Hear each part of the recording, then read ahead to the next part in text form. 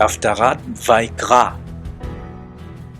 The people I formed for myself, so that they would proclaim my praise. But you haven't called on me, Yaakov, because you have grown weary of me, Israel. You have not brought me sheep for your burnt offerings. You have not honored me with your sacrifices.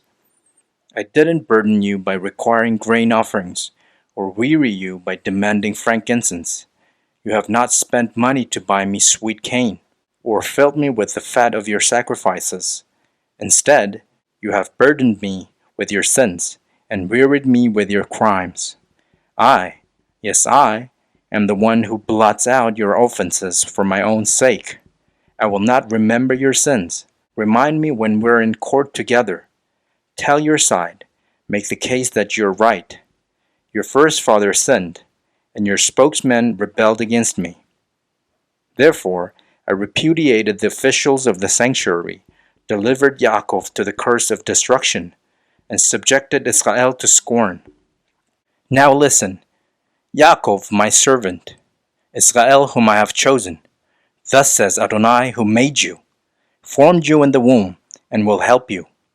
Don't be afraid, Yaakov, my servant, Yeshurun, whom I have chosen.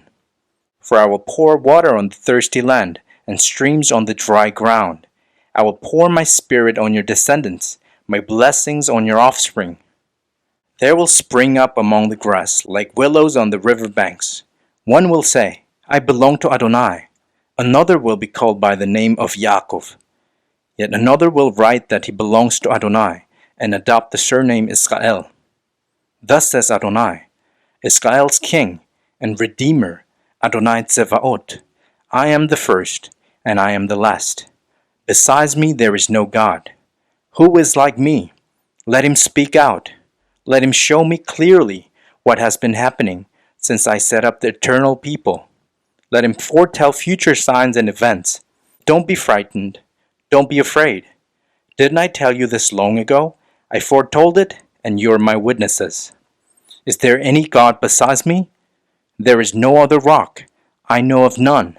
All idol makers amount to nothing. Their precious productions profit no one, and their witnesses to their own shame neither see nor understand. Who would fashion a god or cast an image that profits no one anything? All involved will be ashamed, but more than anyone else, the people who made them. Let them all be assembled. Let them stand up. Let them fear and be shamed together. A blacksmith makes a tool over burning coals. With a strong arm he shapes it with hammers. But when it gets hungry, his strength fails.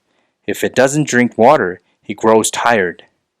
A carpenter takes his measurements, sketches the shape with a stylus, planes the wood, checks it with calipers, and carves it into the shape of a man. And since it is honored like a man, of course it has to live in a house.